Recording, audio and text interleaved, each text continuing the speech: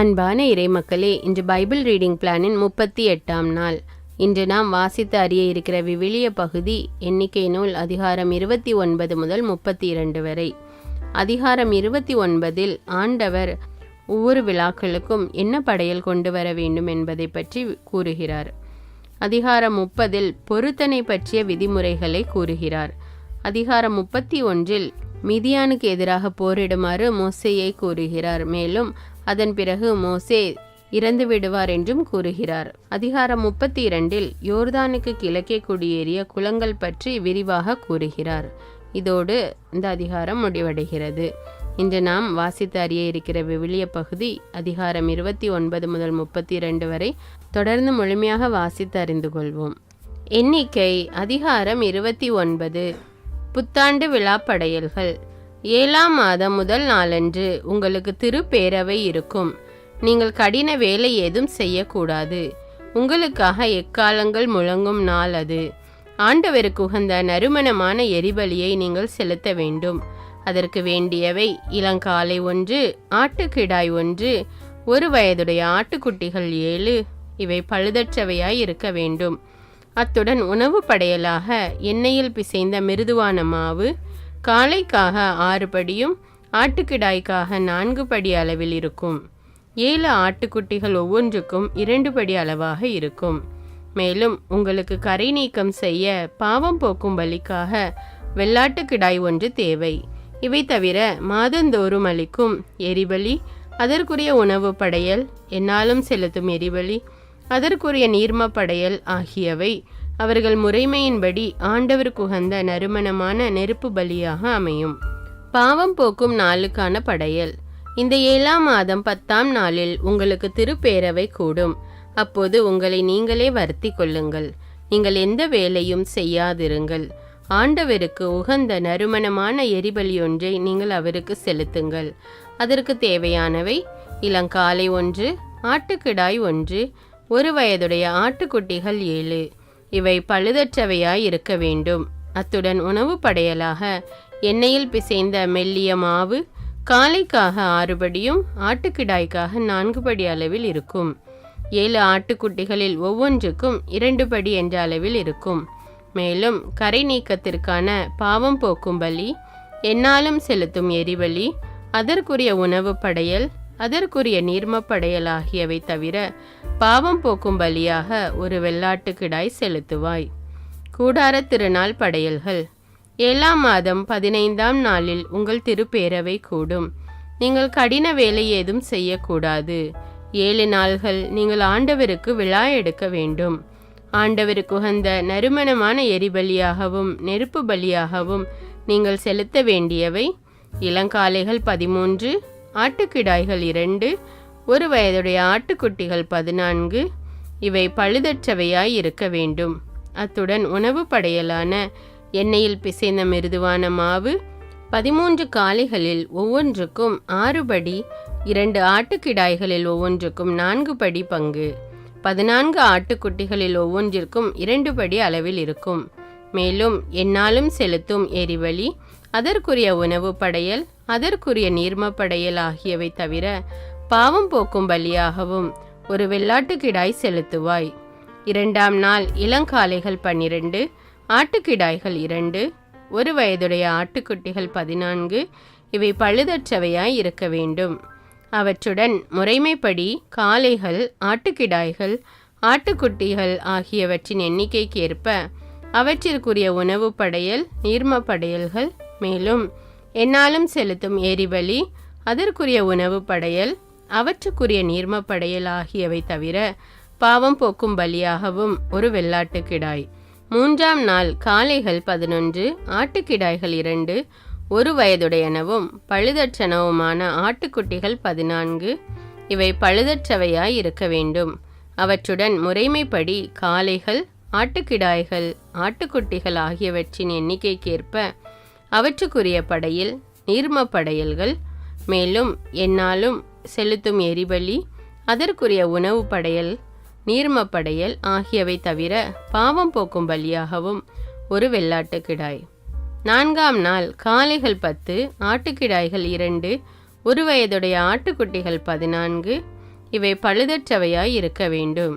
அவற்றுடன் முறைமைப்படி காளைகள், ஆட்டுக்கிடாய்கள், ஆட்டுக்குட்டிகள் ஆகியவற்றின் எண்ணிக்கைக்கேற்ப அவற்றுக்குரிய உணவு படையல், நீர்ம படையல்கள், மேலும் எந்நாளும் செலுத்தும் எரிபலி, அதற்குரிய உணவு படையல், அதன் நீர்ம படையல் ஆகியவை தவிர பாவம் போக்கும் பலியாகவும் ஒரு வெள்ளாட்டுக்கிடாய். 5ஆம் நாள் காளைகள் 9, ஆட்டுக்கிடாய்கள் 2, 1 வயதுடைய ஆட்டுக்குட்டிகள் 14, இவை பழுதற்றவையாய் இருக்க வேண்டும்.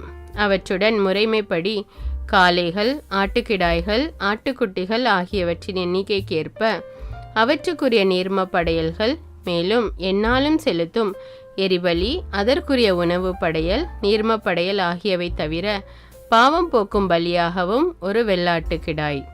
6ஆம் நாள் காளைகள் 8, ஆட்டுக்கிடாய்கள் 2, 1 வயதுடைய ஆட்டுக்குட்டிகள் 14, இவை பழுதற்றவையாய் இருக்க வேண்டும். அவற்றுடன் முறைமைப்படி காளைகள், ஆட்டுக்கிடாய்கள், ஆட்டுக்குட்டிகள் ஆகியவற்றின் எண்ணிக்கைக்கேற்ப அவற்றுக்குரிய உணவு படையல், நீர்ம படையல்கள், மேலும் எந்நாளும் செலுத்தும் எரிபலி, அதற்குரிய அதன் உணவு படையல், நீர்ம படையல் ஆகியவை தவிர பாவம் போக்கும் பலியாகவும் ஒரு வெள்ளாட்டுக்கிடாய். 7ஆம் நாள் காளைகள் 7, ஆட்டுக்கிடாய்கள் 2, 1 வயதுடைய ஆட்டுக்குட்டிகள் 14, இவை பழுதற்றவையாய் இருக்க வேண்டும். அவற்றுடன் முறைமைப்படி காளைகள், ஆட்டுக்கிடாய்கள், ஆட்டுக்குட்டிகள் ஆகியவற்றின் எண்ணிக்கைக்கேற்ப அவற்றுக்குரிய உணவு படையல், நீர்ம படையல்கள், மேலும் எந்நாளும் செலுத்தும் எரிபலி, அதற்குரிய உணவு படையல், நீர்ம படையல் ஆகியவை தவிர பாவம் போக்கும் பலியாகவும் ஒரு வெள்ளாட்டுக்கிடாய். 8ஆம் நாளன்று சிறப்பு கூட்டம் நடைபெறும். நீங்கள் கடின வேலை எதுவும் செய்யக்கூடாது. ஆண்டவருக்கு உகந்த நறுமணமான எரிபலியாகவும் நெருப்பு பலியாகவும் நீங்கள் செலுத்த வேண்டுபவை காளை 1, ஆட்டுக்கிடாய் 1, 1 வயதுடைய ஆட்டுக்குட்டிகள் 7, இவை பழுதற்றவையாய் இருக்க வேண்டும். அவற்றுடன் முறைமைப்படி காளை, ஆட்டுக்குட்டிகள் ஆகியவற்றின் எண்ணிக்கைக்கேற்ப உணவு படையல், அவற்றுக்குரிய நீர்ம படையல்கள், மேலும் எந்நாளும் செலுத்தும் எரிபலி, அதற்குரிய உணவு படையல், நீர்ம படையல் ஆகியவை தவிர பாவம் போக்கும் பலியாகவும் ஒரு வெள்ளாட்டுக்கிடாய். நியமிக்கப்பட்ட திருநாள்களில் நீங்கள் ஆண்டவருக்கு படைக்க வேண்டியவை இவையே: உங்கள் பொருத்தனைகள், தன்னார்வ படையல்கள், எரிபலிகள், உணவு படையல்கள், நீர்ம படையல்கள், நல்லுறவு பலிகள் ஆகியவை நீங்களாக செய்ய வேண்டியவை இவையே. ஆண்டவர் மோசேக்கு கட்டளையிட்ட அனைத்தையும் மோசே இஸ்ரேல் மக்களுக்கு சொன்னார். எண்ணிக்கை அதிகாரம் 30. பொருத்தனை பற்றிய விதிமுறைகள். மோசே இஸ்ரேல் மக்களின் குல தலைவர்களிடம் கூறியது: கடவுள் கட்டளையிட்டிருப்பது இதுவே: ஆண்டவருக்கு பொருத்தனை ஒன்றை ஒருவன் செய்து கொண்டால் அல்லது ஆணையிட்டு கூறிய உறுதிமொழிக்கு தன்னை உட்படுத்தி கொண்டால் அவன் தன் வார்த்தையை மீறக்கூடாது. தான் உரைத்தபடியெல்லாம் அவன் செய்ய வேண்டும். ஒரு பெண் இளமையில் தன் தந்தையின் வீட்டில் இருக்கும்போது ஆண்டவருக்கு பொருத்தனை ஒன்றை செய்து உறுதிமொழிக்கு தான் கட்டுப்பட்டிருக்க அவள் தந்தை அவள் செய்து கொண்ட பொருத்தனையையும் அவள் எடுத்துக்கொண்ட உறுதிமொழியையும் கேட்டும் எதையும் அவளிடம் சொல்லவில்லை எனில் அவள் செய்து கொண்ட பொருத்தனைகள் அனைத்தும் நிலைக்கும். அவள் எடுத்துக்கொண்ட ஒவ்வொரு உறுதிமொழியும் நிலைக்கும். ஆனால் அவள் தந்தை அதை கேட்ட நாளில் அவளுக்கு ஒப்புதல் தராமல் இருந்தால் அவள் செய்து கொண்ட பொருத்தனையோ அவள் எடுத்துக்கொண்ட உறுதிமொழியோ எதுவும் நிலைக்காது. ஆண்டவரும் அவளை மன்னிப்பார், ஏனெனில் அவள் தந்தை அதற்கு ஒப்புதல் தரவில்லை. ஆனால் அவள் பொருத்தனை செய்திருக்கையில் அல்லது கருத்தின்றி கூறிய சொற்களால் கட்டுண்டிருக்கையில் ஒருவனுக்கு மனம் முடிக்கப்பட்டிருக்க தன் கணவன் அதை கேட்டு அவன் அதை கேட்ட நாளில் அவளிடம் ஒன்றும் சொல்லாதிருந்தால் அவள் செய்து கொண்ட பொருத்தனைகள் நிலைக்கும். அவள் எடுத்துக்கொண்ட உறுதிமொழிகளும் நிலைக்கும். ஆனால் அவள் கணவன் அதை அறிய வரும் நாளில் ஒப்புதல் தராமல் இருந்தால் அவள் செய்து கொண்ட பொருத்தனைகளையும் தன்னை கட்டுக்குள்ளாக்கும் அளவில் கருத்தின்றி கூறிய சொற்களையும் அவன் ஒன்றுமில்லாமல் ஆக்குகிறான். ஆண்டவரும் அவளை மன்னிப்பார். ஒரு விதவை அல்லது மனமுறிவு செய்யப்பட்டவள் செய்து கொண்ட பொருத்தனைக்கும் அவள் தன்னை கட்டுக்குள்ளாக்கும் அளவில் கூறிய இதற்கும் அவளே பொறுப்பாவாள். மேலும் அவள் கணவன் வீட்டில் பொருத்தனை செய்திருக்க அல்லது தன்னை கட்டுக்குள்ளாக்கும் அளவில் உறுதிமொழி எடுத்து கொண்டிருக்க அவள் கணவன் அதை கேட்டும் அவளிடம் ஒன்றும் சொல்லாமலும் அதற்கு மறுப்பு தெரிவிக்காமலும் இருந்திருந்தால் அவள் செய்து கொண்ட பொருத்தனைகள் அனைத்தும் நிலைக்கும். அவள் தன்னை கட்டுக்குள்ளாக்கும் அளவில் கூறியது ஒவ்வொன்றும் நிலைக்கும். ஆனால் அவள் கணவன் அவற்றை கேட்ட நாளில் அவற்றை ஒன்றுமில்லாமல் வெறுமையாக்கிவிட்டால் அவள் செய்து கொண்ட பொருத்தனைகளோ அவளை கட்டுப்படுத்தும் அளவில் அவள் கூறிய வார்த்தைகளோ எவையும் நிலைக்கா. அவள் கணவன் அவற்றை ஒன்றுமில்லாமல் ஆக்கிவிட்டான். ஆண்டவரும் அவளை மன்னிப்பார். தன்னை வருத்தி கொள்ளுமாறு அவள் செய்து கொண்ட எந்த பொருத்தனையையும் தன்னை கட்டுப்படுத்தும் அளவில் அவள் எடுத்துக்கொண்ட எந்த உறுதிமொழியையும் அவள் கணவன் நிலைப்படுத்தலாம் அல்லது ஒன்றுமில்லாமல் ஆக்கலாம். ஆயினும் அவள் கணவன் ஒரு நாளும் அவளிடம் ஒன்றும் சொல்லாதிருந்தால் அவள் செய்து கொண்ட எல்லா பொருத்தனைகளையும் அல்லது அவளை கட்டுக்குள்ளாக்கும் அவளின் உறுதிமொழிகள் அனைத்தையும் அவன் நிலைப்படுத்துகிறான்.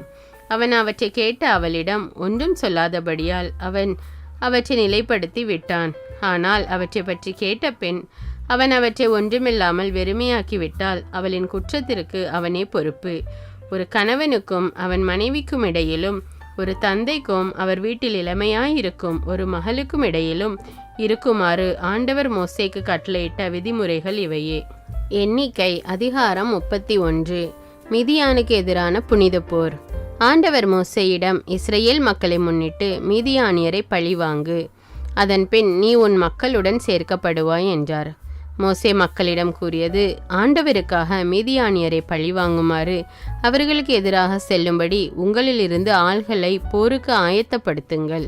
இஸ்ரேல் குலங்கள் ஒவ்வொன்றிலிருந்தும் 1000 பேரை போருக்கு அனுப்ப வேண்டும். அப்படியே இஸ்ரேலின் பல்லாயிரத்தவர்களிலிருந்து குலம் ஒன்றுக்கு 1000 வீதம் 12000 பேர் போரிடுவதற்கு தயார் நிலையில் அனுப்பப்பட்டனர். மோசே ஒவ்வொரு குலத்திலிருந்தும் வந்த 1000 பேரை குரு எலியாசர் மகன் பினகாசுடன் போருக்கு அனுப்பினார். அவர் திருத்தல துணைக்கலன்களையும் போர் எக்காலங்களையும் கையோடு எடுத்து சென்றார். ஆண்டவர் மோசேக்கு கட்டளையிட்டபடி அவர்கள் மீதியானுக்கு எதிராக போரிட்டு ஆண்கள் அனைவரையும் வெட்டி வீழ்த்தினர். இவ்வாறு வெட்டி வீழ்த்தப்பட்டவர்களை தவிர மீதியான் மன்னர்களையும் அவர்கள் கொன்றனர். மீதியானின் 5 அரசர்கள் ஏலி, இரக்கேம், சூர், கூர், இரபா ஆகியோர்.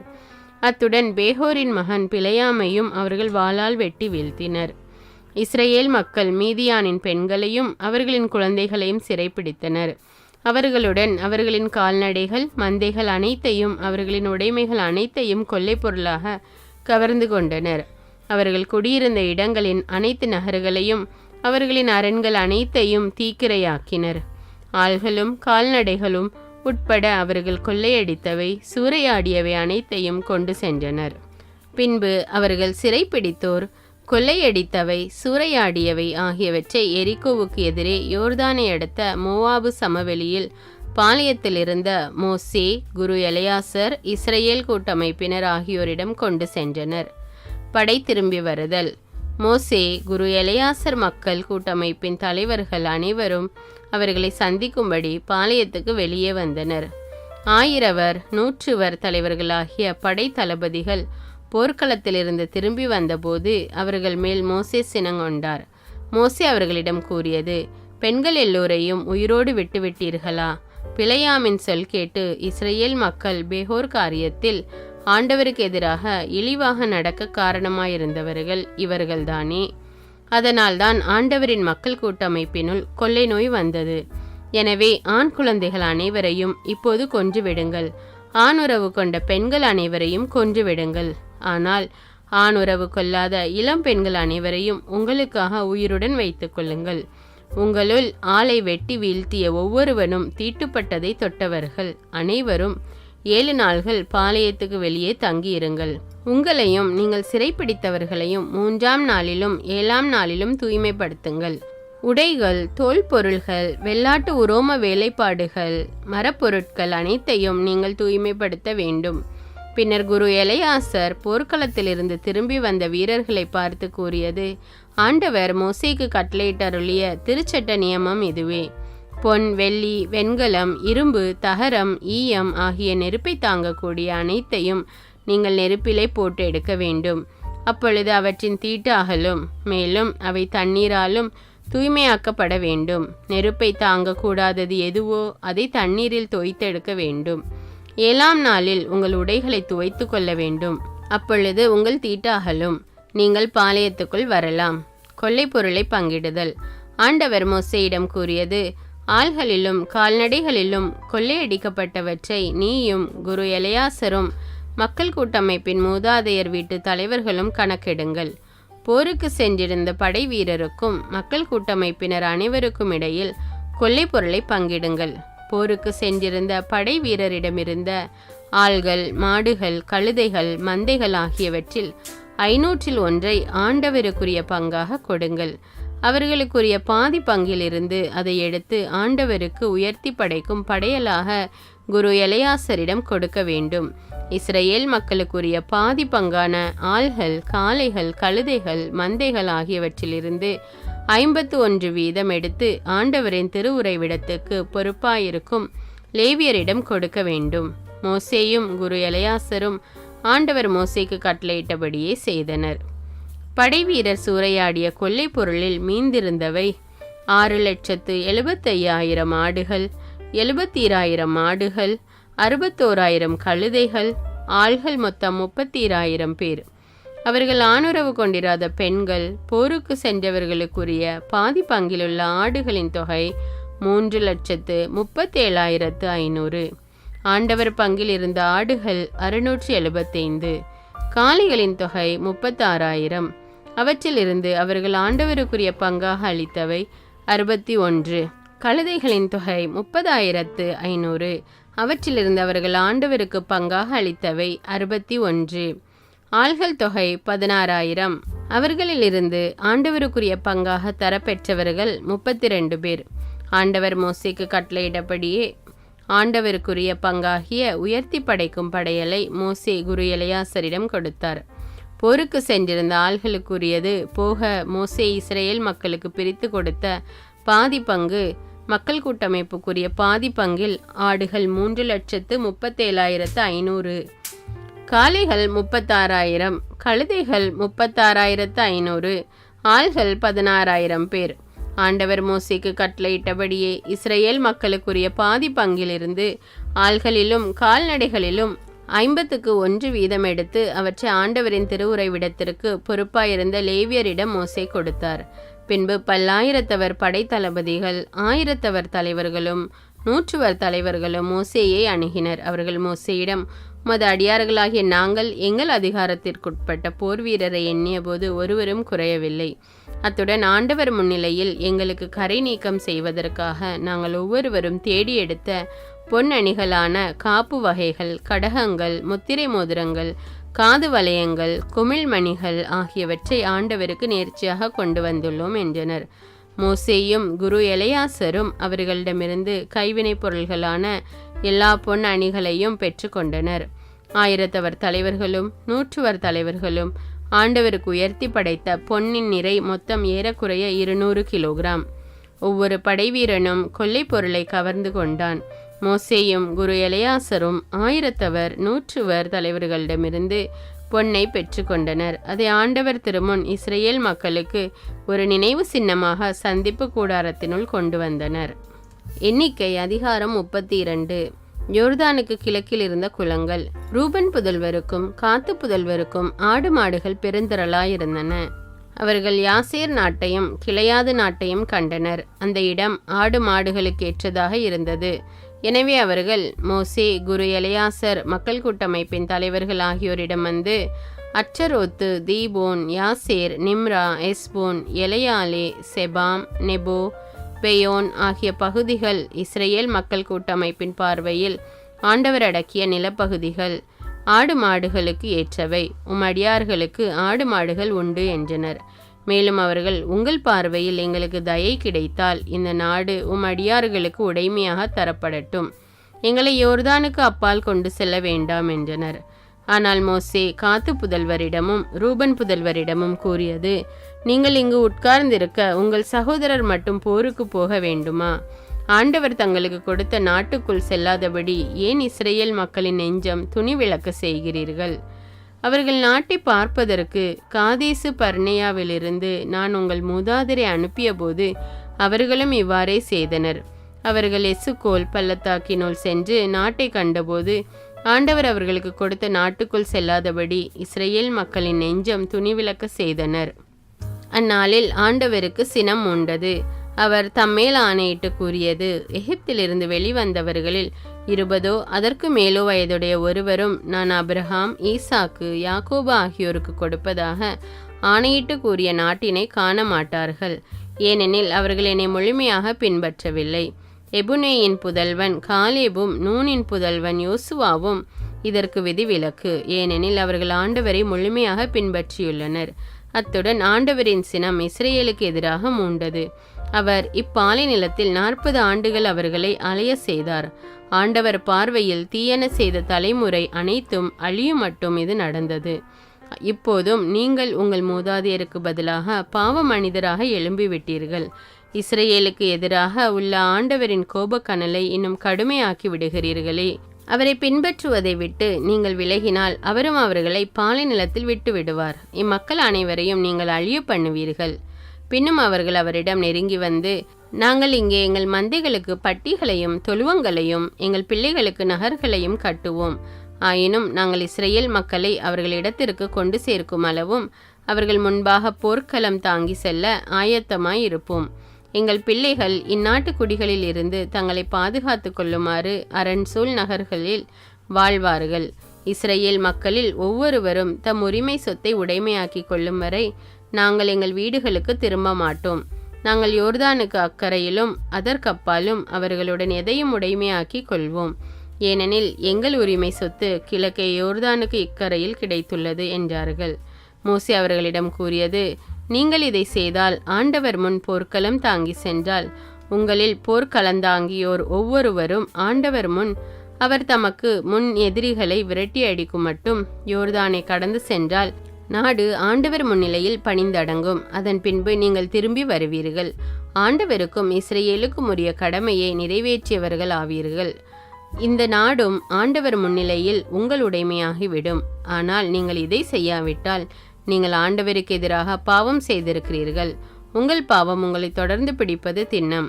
உங்கள் பிள்ளைகளுக்கு நகர்களையும் உங்கள் ஆட்டு மந்தைகளுக்கு பட்டிகளையும் கட்டுங்கள். நீங்கள் வாக்களித்ததையே இப்பொழுது செய்யுங்கள். காத்து புதல்வரும் ரூபன் புதல்வரும் மோசேயிடம், எம் தலைவர் கட்டளைப்படியே அடியார்கள் செய்வோம். எங்கள் பிள்ளைகளும் மனைவியரும் எங்கள் மந்தைகள் கால்நடைகள் அனைத்தோடும் கிளையாத நகர்களில் தங்கியிருப்பர். ஆனால் எம் தலைவர் ஆணைப்படியே எம் அடியார் ஒவ்வொருவரும் போர்க்களந்தாங்கியவராய் ஆண்டவர் முன்னிலையில் போரிடுவதற்காக தொடர்ந்து செல்வோம் என்றனர். இது பற்றி மோசே குரு எலையாசர், நூனின் மகன் யோசுவா, இஸ்ரேல் மக்களின் குலங்களில் மூதாதையர் வீட்டு தலைவர்கள் ஆகியோருக்கு கட்டளை கொடுத்தார். மோசே அவர்களிடம், காத்து புதல்வரிலும் ரூபன் புதல்வரிலும் ஆண்டவர் முன்னிலையில் போரிடுவதற்கு போர்க்களந்தாங்கிய ஒவ்வொருவரும் உங்களோடு யோர்தானை கடந்து செல்வர். நாடு உங்களுக்கு முன் பணிந்தடங்கும். பின் நீங்கள் கிளையாது நாட்டை அவர்களுக்கு உடைமையாக கொடுக்க வேண்டும். ஆனால் அவர்கள் போர்க்களந்தாங்கி உங்களோடு கடந்து செல்லாவிட்டால் கானான் நாட்டில் உங்களுக்கிடையே அவர்களும் உடைமைகள் பெறுவர் என்றார். காத்து புதல்வரும் ரூபன் புதல்வரும் மறுமொழியாக, ஆண்டவர் அடியார்களுக்கு சொன்னபடியே நாங்கள் செய்வோம். நாங்கள் ஆண்டவர் முன்னிலையில் போர்க்களந்தாங்கி கானான் நாட்டுக்குள் தொடர்ந்து செல்வோம். எங்கள் உரிமை சொத்தான உடைமை யோர்தானுக்கு அப்பால் எங்களுடனேயே இருக்கும் என்றனர். மோசே காத்து புதல்வர் ரூபன் புதல்வர் யோசேப்பு மகன் மனாசேயின் பாதி குலத்தவர் ஆகியோருக்கு எமோரிய மன்னன் சீஹோனின் அரசையும் பாசான் மன்னன் நோகின் அரசையும் நிலப்பகுதி நாடு முழுவதையும் அதன் நகர்களையும் அதை சுற்றியுள்ள எல்லைப்புற நகர்களையும் கொடுத்தார். காத்து புதல்வன் தீபோன், அற்றரோத்து, அரோயர், அற்றரோத்து சோபான், யாசேர், யோக்பஹா, பெத் நிம்ரா, பெத்காரான் ஆகிய அரண்சூல் நகர்களையும் ஆட்டு மந்தைகளுக்கு பட்டிகளையும் கட்டினர். ரூபன் புதல்வர் எஸ்போன், எலையாலே, கிரையத்தாயிம், நெபோ, பஹால் மெஹோன் இந்த பெயர்கள் மாற்றப்பட்டன. சிப்மா ஆகியவற்றை கட்டினார்கள். அவர்கள் கட்டிய நகர்களுக்கு பெயர் சூட்டினர். மனாசே மகன் மாக்கீர் புதல்வர் கிளையாதுக்கு சென்று அதை கைப்பற்றி அங்கிருந்து எமோரியரை துரத்திவிட்டனர். மோசே கிளையாதை மனாசே மகன் மாக்கீருக்கு கொடுத்தார். அவர் அதில் வாழ்ந்தார். மனாசே மகன் யாயீர் புறப்பட்டு சென்று அவற்றின் சிற்றூர்களை கைப்பற்றி கொண்டார். அவற்றை அவர் அவ்வோத்து யாயீர் என்று அழைத்தார். நோபாகு என்பவர் புறப்பட்டு சென்று கெனாத்தையும் அதன் சிற்றூர்களையும் கைப்பற்றி கொண்டார். அவர் அதை தம் பெயராலே நோபாகு என்று அழைத்தார்.